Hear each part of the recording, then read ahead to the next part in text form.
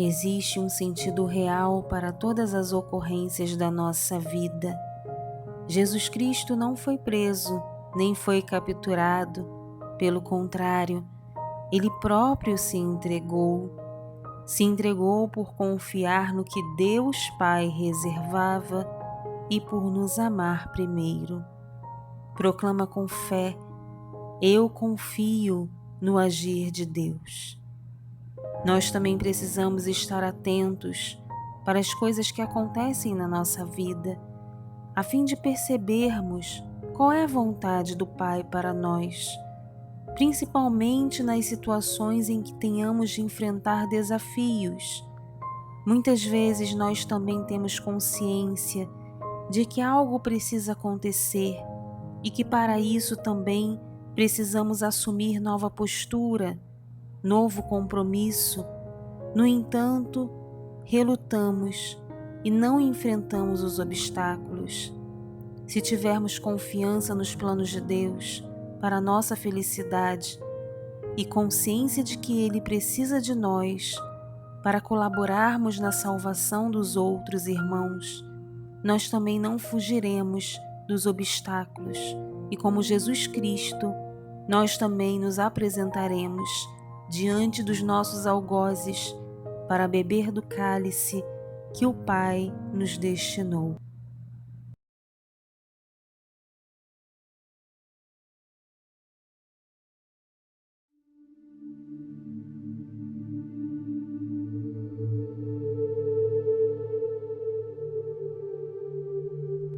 Naquele tempo, Jesus saiu com os discípulos para o outro lado da torrente do Cedron.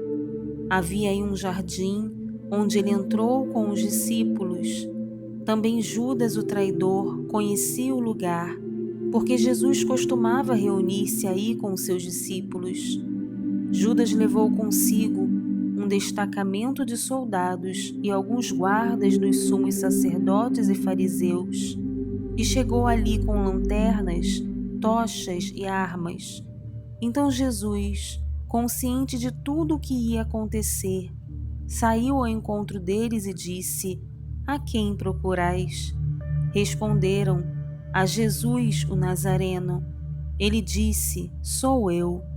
Judas, o traidor, estava junto com eles. Quando Jesus disse: sou eu, eles recuaram e caíram por terra. De novo lhes perguntou: a quem procurais? Eles responderam: a Jesus, o Nazareno. Jesus respondeu: já vos disse que sou eu. Se é a mim que procurais, então deixai que estes se retirem. Assim se realizava a palavra que Jesus tinha dito: não perdi nenhum daqueles que me confiaste. Simão Pedro, que trazia uma espada consigo, puxou dela e feriu o servo do sumo sacerdote, cortando-lhe a orelha direita.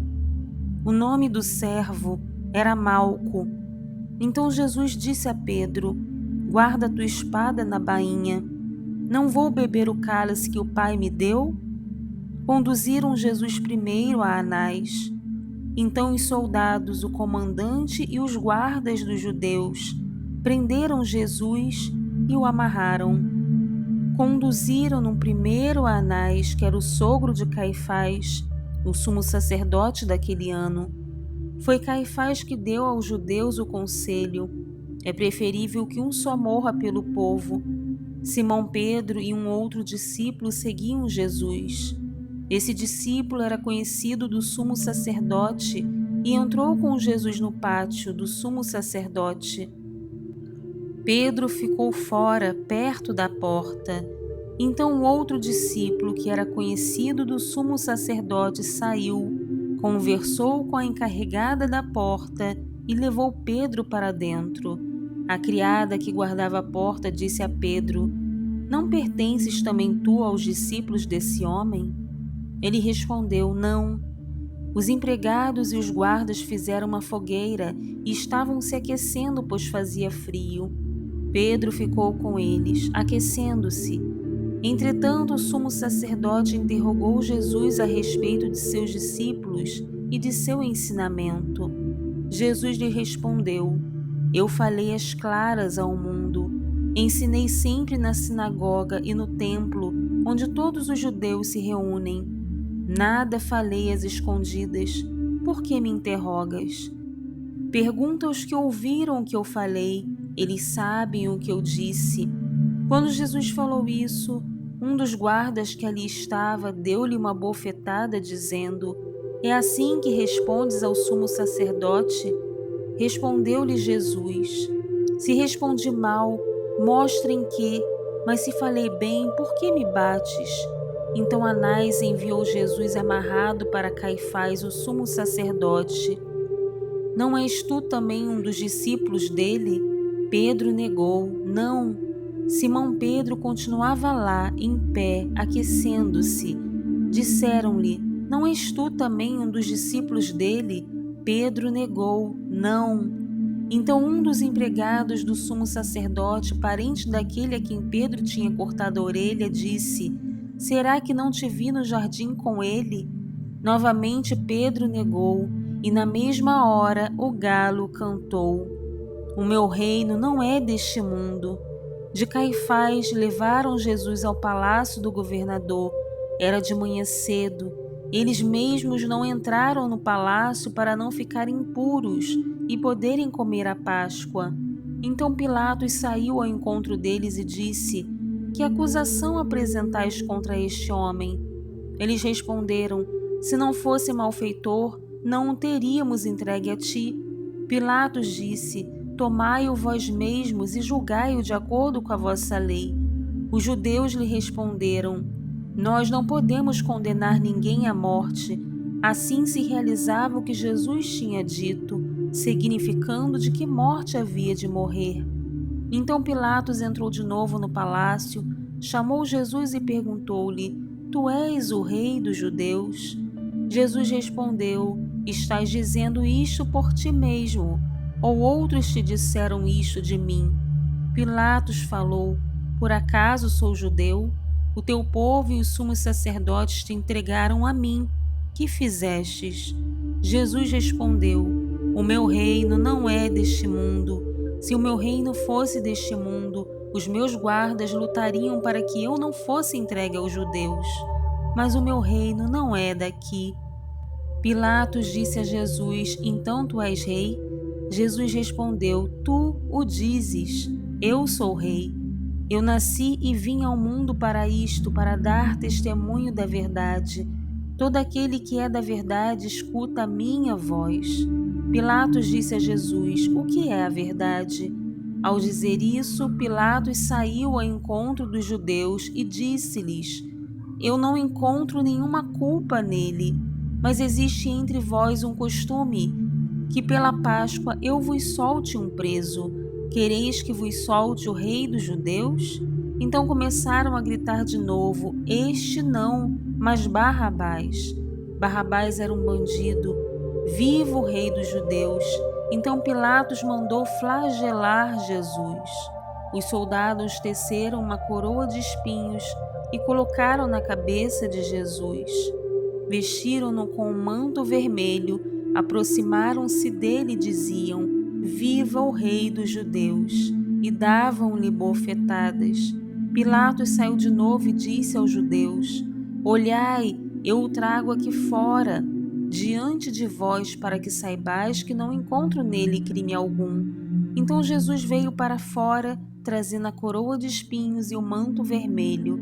Pilatos disse-lhes: Eis o homem. Quando viram Jesus, os sumos sacerdotes e os guardas começaram a gritar: Crucifica-o! Crucifica-o! Pilatos respondeu: Levai-o vós mesmos para o crucificar, pois eu não encontro nele crime algum. Os judeus responderam: Nós temos uma lei, e segundo esta lei ele deve morrer porque se fez filho de Deus. Ao ouvir estas palavras, Pilatos ficou com mais medo ainda. Entrou outra vez no palácio e perguntou a Jesus: De onde és tu? Jesus ficou calado. Então Pilatos disse: Não me respondes? Não sabes que tenho autoridade para te soltar e autoridade para te crucificar? Jesus respondeu: Tu não terias autoridade alguma sobre mim, se ela não te fosse dada do alto. Quem me entregou a ti, portanto, tem culpa maior. Fora, fora, crucifica-o.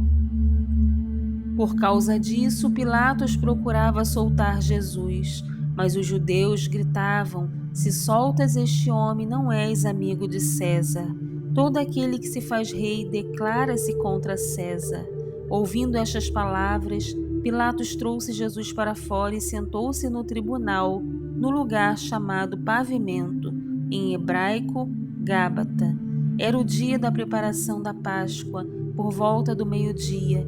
Pilatos disse aos judeus: Eis o vosso rei. Eles, porém, gritavam: Fora, fora, crucifica-o. Pilatos disse: Hei de crucificar o vosso rei? Os sumos sacerdotes responderam: Não temos outro rei senão César. Então Pilatos entregou Jesus para ser crucificado e eles o levaram. Ali o crucificaram com outros dois. Jesus tomou a cruz sobre si e saiu para o lugar chamado Calvário, em hebraico Gólgota. Ali o crucificaram com outros dois, um de cada lado, e Jesus no meio. Pilatos mandou ainda escrever um letreiro e colocá-lo na cruz.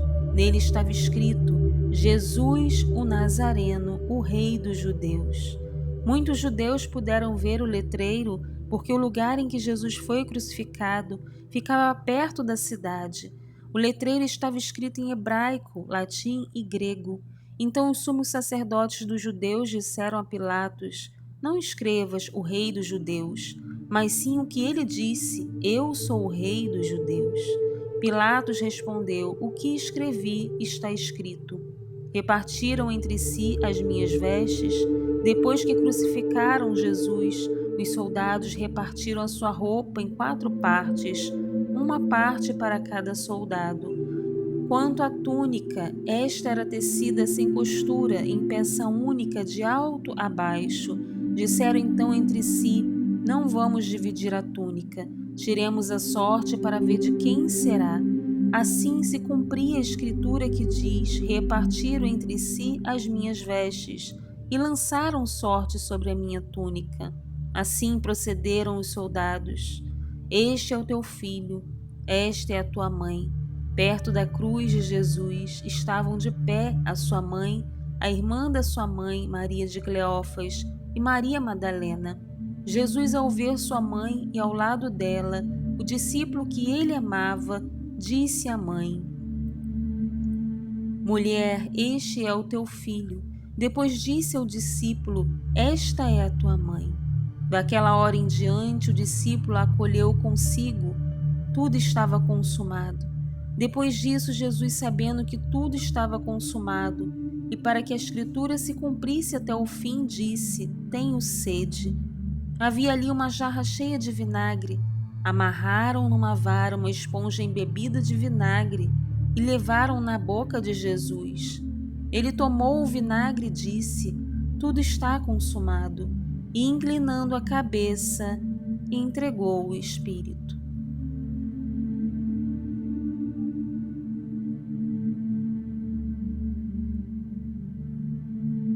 E logo saiu sangue e água.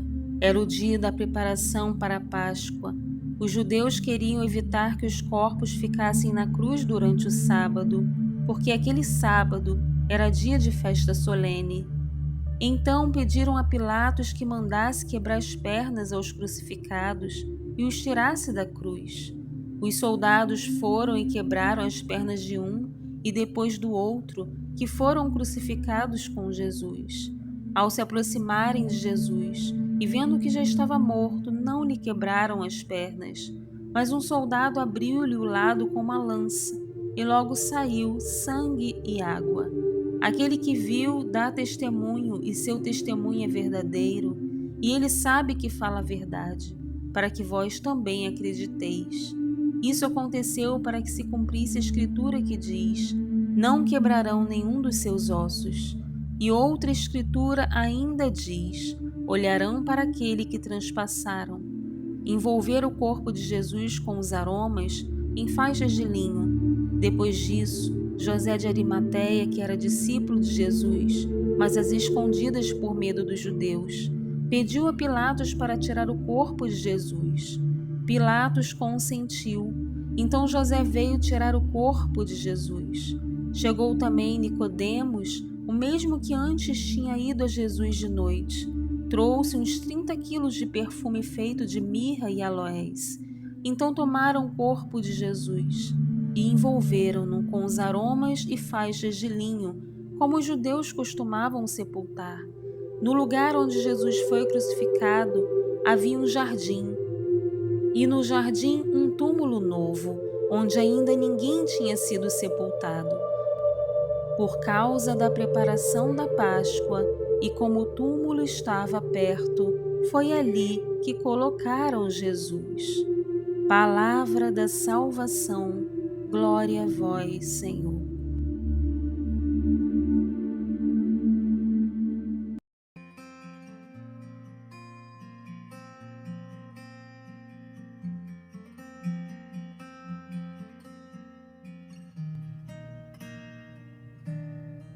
A Bíblia é um livro de homens santos e pecadores, e nela nós nos identificamos quando agimos bem ou quando agimos mal.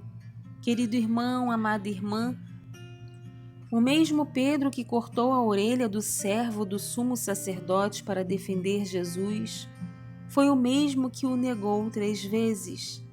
A atitude de Pilatos revela nossa omissão diante das coisas erradas que presenciamos em nossa vida e lavamos as mãos, porque achamos que não compete a nós e não temos nada a ver com isso.